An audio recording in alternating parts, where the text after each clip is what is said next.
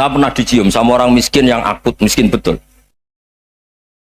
Itu tak ajarin, Anda ini lebih hebat ketimbang orang-orang kaya. Misalnya gini, misalnya ada komunitas rektor atau kiai besar. Saya ini kata orang banyak termasuk kiai besar. Mungkin kalau pinjam uang itu karena mau beli mobil, aksesoris mobil, karena kita kiai top atau rektor atau orang-orang top. Kalau sesama orang miskin itu pinjem-pinjemannya itu urusan beras, itu urusan nyawa. Keren mana? Menyelamatkan nyawa sama aksesoris mobil. Nyawa. Jadi pahala kamu pasti lebih besar. Itu senengnya jadi orang miskin terus keterusan sampai sekarang. Itu. Lo coba kalau menteri sama menteri, rektor sama rektor, kira-kira pinjamannya apa Pak Arso? Kan kalau mau beli mobil atau mau umroh VIP, pokoknya yang keren-keren.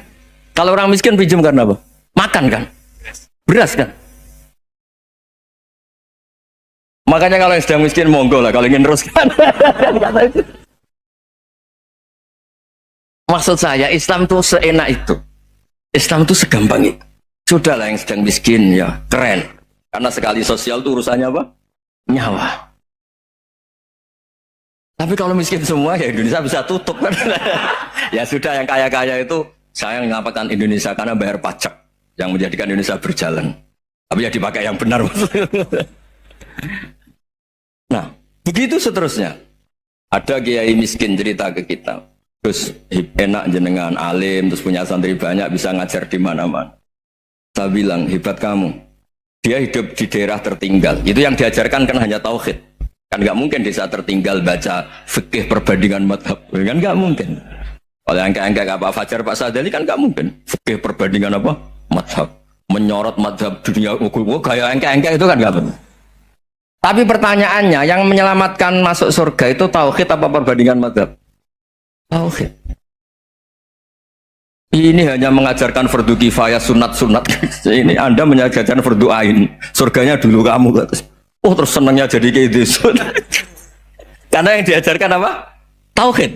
Sementara kita yang gaya-gaya ini ajarkan perbandingan apa? Madhab, studi banding ke Al-Azhar kemana-mana. Ini enggak tauhid. Dari orang nyembah pohon jadi nyembah Allah Ta'ala. Keren enggak? Keren. Jadi terus kiai itu sama saya senangnya bukan karena tak bela. Tapi ada yang agak kurang ajar tanya saya. Kalau itu hebat kenapa Gus gak mau jadi kiai itu? Waduh. Wah ya repot kalau pertanyaan. Terus tak jawab kalau saya jadi kiai itu, kamu ngangsu ilmu dari mana coba? Ya dari jenengan ya kalau sama gobloknya ada bisa. Ya sudah Gus aja jadi kiai besar saja tuh. Maksud saya ya sudahlah kita begini seperti yang saya ajarkan di sini, saya sarankan supaya orang itu tahu. Nah, ini namanya diroyah apa? Makanya kata Imam Ghazali itu kalau kamu ingin sopan gampang melihat anak kecil, wa aqallu minni dzamban, dia dosanya lebih kecil. Karena masih kecil kan tentu secara dosa enggak banyak. Kalau melihat orang yang tua, wa aktsaru minni ibadatan, dia tentu ibadahnya lebih banyak karena umurnya lebih banyak. Sehingga terus semua orang lain tuh di depan kita itu hebat. Ya semua orang lain sama misalnya Pak ini rektor, Pak Fathul Wahid rektor, tanggung jawabnya lebih banyak, berarti pahalanya lebih banyak. Tapi sama ketika melihat Nyon Sewu, melihat pegawainya yang secara lahir di bawahnya, ini tanggung jawabnya nggak banyak, pasti salahnya juga enggak. Itu yang diajarkan Rasulullah SAW, sehingga enak. Tapi kalau kita melihat orang lain selalu salahnya, itu pecundang. Allah saja tidak seperti itu kan, amal baik ya ada khairan, amal buruk ya ada saron, semuanya dilihat oleh Allah Subhanahu wa Ta'ala. Saya itu punya teman Gus, agak beling, agak seenaknya. Dulu miskin. Wah itu seenaknya betul. Kayak kenal Tuhan sudah. Tak tanya, kenapa kamu seenaknya? 1 bulan tuh labanya bisa 200 juta sampai 500, sampai 1 miliar. Saya itu Gus, setelah duha itu perkembangannya bagus. Salah duha itu. Saya pernah miskin kan kata apa? Ingkana rizki fisama wa ingkana qalilan ya kalau fisama fa'anzilhu, terus wa ingkana qalilan fakasirhu, kalau sedikit perbanyak. Ini trennya sudah benar semua. Nah, wa ingkana apa ya haraman fatahirhu, kalau haram yang kau sucikan. Makanya saya seenaknya kalau qalilan sudah fakasiru, paling trennya yang enggak benar juga fatahirhu kata. Dia yakin kalau yang enggak benar-benar sudah disucikan Allah, karena yang lain-lain sudah Dari miskin sudah kaya, qalilan sudah fakasiru, paling yang haroman juga sudah fatohiru gitu. Tak tanya, lah kamu kok tahu? Polanya sudah ada Gus, karena sang kamu sembrono sama Tuhan kok begitu kan? Tapi apapun itu seneng saya. Seneng saya sering salah teh, makanya saya mohon yang sekarang miskin sedang miskin itu ya ndak usah nyesal banget-banget. Kalau ingin kaya monggo lah, namanya orang juga ingin. Ya, tapi Anda harus bangga. Sosial antar kalian adalah urusan nyawa dan itu pahalanya luar biasa. Supaya kita, nah yang kaya-kaya juga boleh GR lah karena pembayar pajak. Dan itu bisa menyelamatkan apa? Indonesia Raya. Begitu seterusnya. Itu yang diajarkan Nabi, antawadhu hatta la yabghiya ahadun ala ahadin. Kamu semua harus tawadhu sehingga antar kalian tidak saling tidak sopan, tidak saling liar, tidak saling mendolimi. Termasuk tadi sikap gak jelas tadi. Orang dolim yang sekarang dolim bisa saja tobat, yang sekarang soleh bisa saja nanti. Semuanya tuh mungkin. Kita diajari ya muqallibal qulub tsabbit qalbi ala dini. Jadi keliru kalau kita dalam banyak harus tegas, gak mesti. Al halalu bayyinun wal haramu bayyinun. Tapi ada wa bainahuma umurun mustabihat. Ada yang wilayahnya itu abu-abu. Misalnya ada perempuan cantik, misalnya contoh paling gampang. Kalau kamu ajari secara serius, kamu bisa aja tergoda jadi fitnah. Tapi kalau orang soleh gak berani ngajarin, kemudian digunakan orang fasik, malah menjadi orang nakal, kita juga tanggung jawab. Kamu mau tegas gimana? Wilayahnya sama-sama mungkin. Wilayahnya sama-sama mungkin. Yang dekat pejabat mungkin terkontaminasi KKN. Tapi kalau pejabat gak dekati orang soleh, punya perilaku yang gak soleh, yang repot juga Indonesia kan? Nah hal-hal seperti itu kita tidak perlu ngambil sikap. Maksudnya nggak usah ngambil sikap, ya kita buktikan kalau milih satu madhab, kita buktikan semuanya lebih baik, semuanya lebih bermanfaat, semuanya lebih berperadaban. Karena nggak bisa dihindari wa bainahumain. Termasuk nyuwun sewu, saya mohon maaf sama mulai Pak Harso, Pak Lutfi sampai Pak Fathul Wahid. Saya ini termasuk kiai yang nggak suka dekat sama orang-orang top. Bukan karena hasud. Memang konstitusi kiai harus gitu lah, tamuddanna ainaika. Kenal orang lebih tinggi itu kan resiko. Misalnya saya kiai desa, mungkin punya keri tua sudah seneng, punya kijang tua sudah seneng. Gara-gara kenal Pak Wahid naik Camry, waduh kok saya kalah itu. Kenal orang itu kan resiko. Mungkin dosen-dosen sini kalau kenal saya di Rembang juga resiko. Di sini gak ada cium tangan, melihat saya dosen, wah gak enak jadi dosen. Jadi memang harus dibatasin. Sekiranya mungkin orang terus, karena latamud dan nanawa ainaika ilham. Kamu jangan sering melihat orang lain yang mungkin secara lahir dapat nikmat yang lebih tinggi dibanding Anda. Kalau kamu nggak bisa ngelola hati Anda bisa hasut, Anda bisa dengki. Paling tidak Anda bisa ada syukur. Saya itu sering didolani pejabat. Juga sering melihat pejabat di TV-TV. Naik mobil aja ada yang naikkan. Bahkan kalau wudhu itu anduk aja ada yang bawa. Itu kalau yang nggak kuat, wih naik dari pejabat. Ya makanya terus konstitusi kiai itu mengatur, sudahlah mata kamu itu kamu batasin. Jangan melihat sesuatu yang potensi ya, potensi menjadikan Anda tidak nopo syukur. Jadi saya mohon, ini memang konstitusi saya sebagai kiai, jadi saya, tapi di hati saya tetap akrab. Saya doakan semua untuk UI, untuk semua orang Indonesia kita doakan. Kita ingin semuanya tambah baik, tambah. Tadi katanya mau naik kelas ya. Kalau naik kelas dari rumah saya niatkan mari mengkaji diroyah. Diroyah itu melogikakan riwayat. Jadi misalnya kita sering dengar Rasulullah SAW sering ngendikan kalian masuk surga itu bukan hanya berdasar amal, tapi berdasar anugerah Allah Subhanahu wa Ta'ala. Oke, kita sepakat amal kita, perilaku kita, ibadah kita andaikan dikompensasi dengan nikmat yang Allah berikan tentu tidak seimbang. Untuk membayar itu saja sudah lunas. Jadi Anda semua tidak berhak masuk apa? Surga. Sehingga di beberapa riwayat dijelaskan ada orang yang 500 tahun ibadah, nggak pernah maksiat. Ditanya sama Allah, kamu masuk surga karena apa? Karena ibadah saya ya Allah. Ya sudah, surga kamu 500 tahun saja karena ibadah kamu 500 tahun. Ini cerita umur-umur orang dulu. Ya Allah, katanya surga engkau ini selamanya. Ya kalau yang selamanya itu rahmatku, kalau amal kamu terbatas ya surganya sesuai amal kamu ya terbatas. Ya sudah ya Allah, berarti masuk saya surga saya ini karena fadl engkau, karena anugerah engkau. Itu namanya apa? Diroyah. Diroyah itu satu kajian analisis di mana kita percaya riwayat, tapi kemudian punya logika, punya diroyah. Ini penting supaya tauhid ya, tauhid kita ini kuat. Jadi dulu ada orang yang sangat cerdas namanya Jubair bin Mut'im. Dia saking cerdasnya, juga kaya, juga tokoh, dikirim sebagai delegasi pembebasan Asra Badrin, tawanan Badar. Kemudian pas datang ke Masjid Nabawi, Nabi delalah pas baca Wattur wa kitabim mastur. Sampai pada titik Nabi baca am khuliqu min ghairi syai'in am humul khaliqun. Apakah penciptaan yang sedemikian canggih itu dimulai tanpa perwujudan, tanpa sesuatu yang real, yang maujud? Orang itu langsung bersimpuh, matur, ya Rasulullah saya Islam. Ada qalbi yatir, hampir hati saya, otak saya, pikiran saya itu terbang. Karena logika yang dibangun ateisme misalnya, kalau alam raya ini dimulai dari nihilisme, berarti logikanya apa? Al-adamu yakhluqu maujudan. Alam raya ini kan maujud. Maujud itu ada. Kalau yang lebih dulu itu ketiadaan, berarti ketiadaan menjadi sebab kewujudan. Kalau dalam bahasa Arab itu al-adamu yakhluqu maujudan. Sesuatu yang harusnya nggak jadi faktor karena ketiadaan menjadi faktor sesuatu yang nyata. Itu kan nggak masuk akal.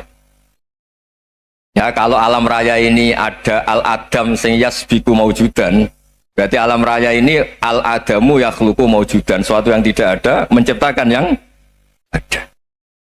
Dengan logika itu terus kita ngaji, diajari sama guru-guru kita, sifat dasar Allah itu maujud.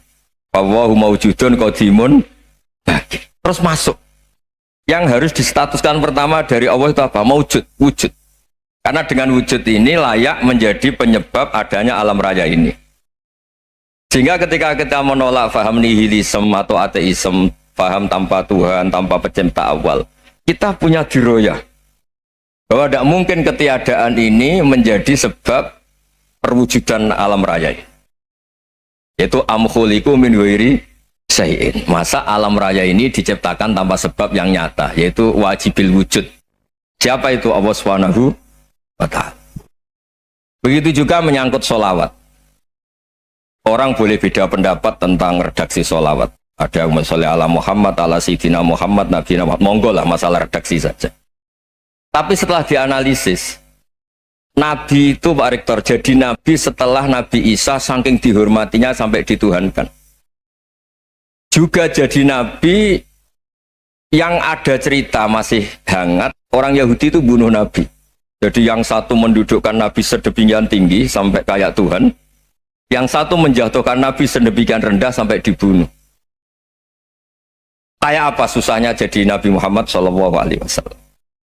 Kemudian dengan gampang Hadaddin agama ini bikin syariat yang bernama sholawat.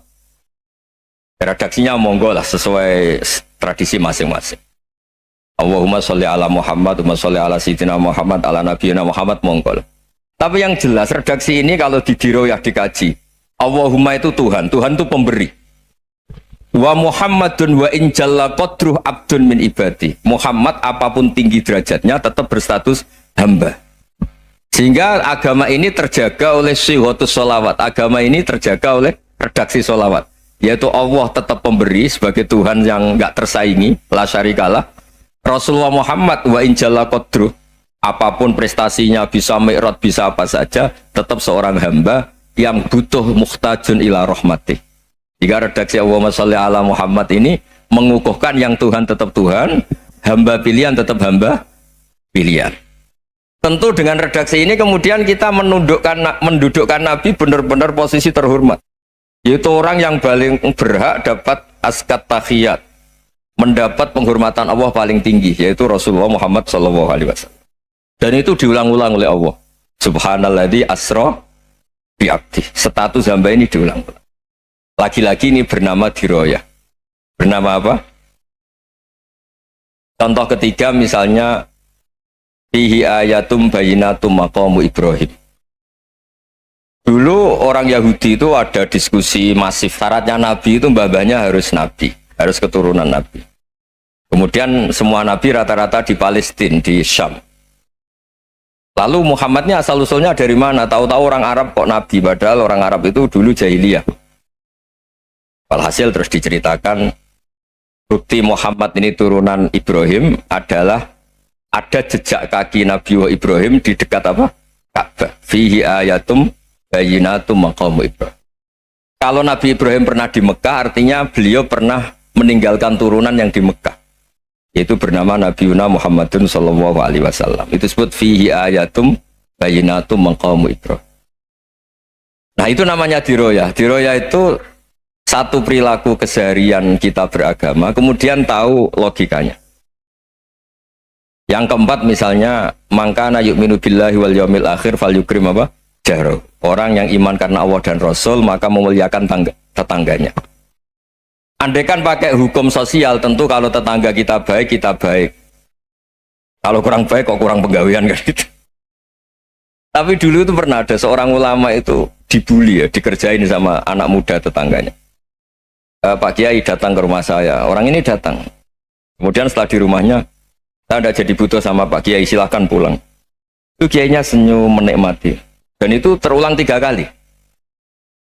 Dibully seperti itu, dikerjain terulang 3 kali. Lalu tetap Kiainya tuh asik, seneng sekali. Lama-lama muda ini tanya, kenapa engkau tidak tersinggung? Padahal saya kerjain sampai 3 kali. Tak undang, terus tak suruh pulang, tak undang, tak suruh pulang. Kata Kiai tadi, yang memerintahkan baik sama tetangga itu Allah. Jadi saya nikmati ketika bisa baik sama Anda. Tidak ada urusannya dengan perilaku Anda yang menolak saya. Nah itu terus kita tahu, memang motifnya kita baik sama tetangga karena iman sama Allah dan Rasul, bukan hukum kompensasi sosial. Jadi kalau mau diteruskan Pak Rektor, saya ngajar di sini ya karena perintah Allah, itu orang alim harus ngajar, bukan karena perintah Rektor. Kalau diteruskan. Ya saya mohon juga gitu para dosen, para karyawan di sini kalau nggak khianat dengan UI itu karena takut sama Allah, jangan takut sama rektor. Kalau Anda baik juga karena Allah, jangan baik karena apa? Rektor. Bagaimanapun ya semua kita ini makhluk. Makhluk itu la yadurru wa la yanfa. Begitu juga melihat Indonesia. Melihat saya ini kan ikut di UI itu lama sekali, ikut sama Profesor Zeni, dari Profesor Zeni nulis tafsir. Mungkin Pak Harsoyo tahu banyak, dulu Pak Lutfi ya tahu banyak. Tapi saya memang nggak pernah terbuka karena ya memang nggak ingin sebenarnya. Kondisi ini kondisi darurat. Sehingga saya tahu cara berpikir Profesor Zaini, ya tahu komitmen beliau pada UI. Dan pendiri UI memang ya banyak yang dari tokoh NU, Muhammadiyah, dari tokoh-tokoh ormas yang lain memang didirikan banyak orang. Hingga UI memang nggak milik ormas apa tertentu. Dari satu sisi memang baik, nggak dikuasai ormas tertentu, tapi nanti kalau keterusan ya nggak berbentuk. Ya sudahlah dikelola saja, sambil jelas, sambil kadang nggak jelas, yang penting ikhlas tadi. Karena kalau terlalu asobia itu jadi repot. Kita ini yang nekuni fikih itu tahu, kalau tidak kuno itu madhabnya Hanafi, kuno itu madhabnya Syafi'i. Tahu-tahu seakan-akan Imam Syafi'i itu NU, Imam Abu Hanifah itu Muhammadiyah. Padahal ini orang-orang yang sebelum NU dan apa? Muhammadiyah. Jadi kalau kita yang nekuni ilmu itu biasa saja dengan perbedaan. Tapi kalau orang-orang yang nggak siap dengan perbedaan itu sampai Allah disifati Ta'ala itu tidak terima. Padahal Ta'ala itu maknanya Maha Luhur, yang Maha Agung. Jadi ada seorang kiai kebetulan pidato pertama Pak Rektor. Assalamualaikum warahmatullahi ta'ala wabarakatuh. Ilmu balik kedua ini nggak terima karena itu dianggap bid'ah ada Ta'ala. Hanya dia bilang Assalamualaikum warahmatullahi ta'ala wabarakatuh. Itu saking asobiahnya itu Allah ditambahi Ta'ala itu tidak terima. Padahal Ta'ala itu maknanya Maha Agung. Nah itu kan jadi repot kalau asobiah gitu. Kalau kita ngadepi perbedaan itu biasa saja. Karena kita mungkin bacanya banyak, lihat hal-hal seperti itu ya. Berkuahnya nggak jelas itu menjadi orang tuh bijak. Ini sekarang nakal, jangan-jangan nanti jadi orang baik. Yang sekarang baik, jangan-jangan suatu saat jadi tidak baik. Semua orang introspeksi. Nggak ada jaminan kalau kita sekarang baik akan baik terus. Nggak ada jaminan kalau kita sekarang buruk akan buruk terus. Sehingga terus banyak kiai-kiai bijak itu memang lahirnya nggak tegas. Tapi nggak tegas itu yang menjadikan bijak. Karena sama-sama mungkin. Itu yang disebut laisa laka minal amri syai'un aw yatuba alaihi wa yu'adzibun. Itu tidak wilayah kamu. Ketika Allah mengomentari orang munafik juga wa yu'adzibal munafiqina insya'a aw yatub. Bisa saja ada yang disiksa, bisa saja ada yang dikasih tobat. Karena pola yang kita analisis itu semuanya menurut kita. Bukan menurut kemaslahatan orang apa? Banyak. Saya punya sekian contoh cerita. Orang yang sowan kiai baik-baik, mungkin bawa gula atau salam damla, tidak tahu lah. Itu tidak mesti jadi wali. Tapi Kali Joko yang kenal Sunan Bonang, itu kenalnya itu karena ingin begal. malah jadi wali. Nih. Tapi tidak usah dicoba. Umar itu nyari Nabi itu mau dibunuh. Tapi malah tobat jadi orang baik. Jadi ini penting ngaji ya, supaya yang tidak tegas itu, tidak jelas itu kadang baik. Nah termasuk saya juga termasuk dia yang milih tidak jelas. Saya sering gojlok gini, Fajar Hadili ini murid-murid saya sering saya gojlok. Kalau semua sistem pendidikan kayak kampus, kayak UII, kayak UIN semuanya, itu sistem yang bagus karena tertib, jam kuliahnya jelas, mata kuliahnya jelas. Kalau di pesantren itu Pak Arso itu nggak tertib, tapi justru itu enak ketemu di jalan orang berani tanya. Nah ini kalau mbak-mbak misalnya menstruasi, mau belajar haid nunggu semester berapa baru tahu. Itu bisa sekian tahun nggak sholat karena nunggu pelajarannya baru diterangkan. Mau haji juga gitu, nunggu mata pelajaran haji. Kalau nggak jamnya nggak mau dosennya ngajarin. Nah, kalau kiai kan nggak ketemu di jalan tanya dijawab. Jam berapa juga dijawab. Artinya Indonesia itu berkah, ada sistem kampus yang tertib. Ya semoga termasuk tertib gajinya. Tapi tertib gajinya itu juga sebenarnya rugi. Saya sering ada pegawai negeri Gus, tolong doain saja di PNS enak aja. Gajinya tetap. Kata saya nggak mau kalau gaji saya tetap. Kok bisa Gus enak tiap bulan mesti dapat gaji. Kalau tetap nggak naik-naik kata saya. Kalau kiai gajinya nggak tetap, tapi di atas yang tetap kata saya. Artinya Indonesia itu berkah. Kalau semuanya pakai sistem pendidikan setertib ini, orang mau tanya haid ya nunggu pelajaran haid. Bab haji yang nunggu pelajaran haji. Tapi kalau ketemu kiai itu enggak, ya semuanya. Saya pernah di pasar, Gus mau tanya apa? Anak saya keluar darah terus gini-gini. Padahal biasanya haid hanya 7 hari gini-gini. Ya sudah kembalikan ke biasanya, rudat ilal adat. Itu enggak usah sowan ke rumah, juga enggak registrasi dulu, enggak daftar dulu. Ya ini enggak nyindir cerita saja. Supaya ini bukti koalisi beneran. Jadi saya yang kiai nggak tertib jam, koalisi sama yang tertib jam. Jadi kalau semuanya sistem kampus, nanti pertanyaan tuh nggak bisa on time, nggak bisa setiap saat. Makanya Indonesia itu berkah. Kiai-kiai yang alim yang di jalan-jalan banyak, juga kiai yang di kampus dokter-dokter fikih banyak, yang nekuni ilmu umum ya banyak, macam-macam. Itu masalah itu kalau saling mengadili itu baru masalah. Misalnya kiai ngeluh nggak enak jadi kiai tidak punya gaji tetap, yang dosen ngeluh nggak dicium tangannya. Karena memang unik Indonesia itu. Kalau guru fikih kok dosen itu tetap nggak dicium tangannya. Karena pikirannya anak-anak itu wong sudah bayar disuruh nyium. Itu kayak di alam sadar tuh gitu. Kalau kiai itu kan anak-anak gak bayar itu. Ya upahnya cium tangan itu. Makanya kalau kiai tidak keramat bisa mati karena cium tangannya doang itu bisa mati itu kiainya. Ya ini cerita. Supaya saling menghormati saling. Nah dulu itu perbedaan itu urusan sudut pandang. Ya saya ulang lagi, perbedaan itu sudut. Allah yang Tuhan saja sering didebat sama nabi-nabinya. Karena urusan sudut pandang Saya beri contoh ya. Suatu saat Khalilur Rahman Ibrahim itu saatnya meninggal sama Allah, Israel disuruh. Israel itu Ibrahim saatnya meninggal, ambil nyawanya. Setelah datang ke Ibrahim, ya Khalilur Rahman Ibrahim, saya disuruh nyabut nyawa Anda. Itu Israel dipaksa mikir sama Ibrahim. Hal ra'aita khalilan yumitu khalilah. Kamu tahu orang yang mencintai kemudian bunuh yang dicintai. Itu logika agak benar. Akhirnya Israel kan nggak biasa debat. Kan nggak dilatih debat, nggak pernah ikut lomba UI debat ilmiah. Dia taunya nyambut nyawa aja. Kembali ke Allah. Ya Allah, kata Ibrahim, hal ra'aita khalilan yumitu khalilah. Masa kekasih bunuh yang dicintai ya. Tapi kata Allah santai. Bilang ke Ibrahim, hal ra'aita habiban yakrahu ayyalqa habibah. Masa katanya dia cinta saya, kemudian ketemu saya tidak berani. Israel mater lagi. Logikanya gini Ibrahim, masa yang dicintai sama yang ketemu yang dicintai nggak berani ya udah ketemu aja. Satunya yang meninggal itu. Artinya kamu bisa saja GR tidak mati-mati karena merasa dicintai. atau ingin mati karena mencintai. Nah, maksud saya hal-hal seperti ini orang UI pasti gak jelas. Katanya cinta Allah suruh mati ya nggak mau. Nggak jelas kan? Dibilang nggak cinta juga nggak mau. Tapi dibilang cinta kalau ukurannya mati juga nggak mau.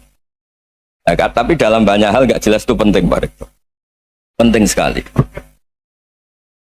Buatan guyon. Saya beri contoh sekian ilmiah, nggak jelas itu penting. Rasulullah Shallallahu Alaihi Wasallam itu dalam banyak hal itu disuruh Allah, memang disuruh supaya ngambil sikap seperti itu. Karena Allah itu punya otoritas penuh untuk bikin orang itu baik atau tidak baik. Wahsy itu yang membunuh Sayyid Hamzah, orang paling dicintai Nabi, di antara yang dicintai Nabi. Qatalahu Wahsyun, dibunuh oleh Wahsy. Nabi secara basarnya itu nggak suka sama Wahsy. Sampai cara lahir ya ingin corong Jawa, ingin masuk nol. Tapi apa kata Allah? Laisa laka minal amri syai'un aw yatuba alaihim aw yu'adziba. Itu tidak wilayah kamu Muhammad. Malah Wahsy dikasih tobat sama Allah. Khalid bin Walid itu perang Uhud kalah itu karena ide brilian Khalid bin Walid. Pas itu masih panglima kafir, yaitu pura-pura kalah, ghanimah dilepas, sahabat turun, pasukannya naik, walhasil orang Islam kalah. Khalid bin Walid akhirnya juga masuk Islam. Orang yang secara basariah Nabi itu gak siap. Kebalikannya juga ada. Sa'labah itu orang sampai dapat gelar hamamatul masjid. Ini pas ngaji mesti ingat salah. Dia di masjid terus. Setiap habis salam tuh lari karena istrinya nyuwun sewu masih berpakaian yang tidak pantas. Kenapa engkau berburu-buru pulang? Pakaian yang dipakai istri saya sekarang saya pakai. Ya pakaian sarung itu kayak Pak Rektor kan fleksibel. Ini khusus mau Ramadan, tidak akan sarungan terus, gak usah khawatir.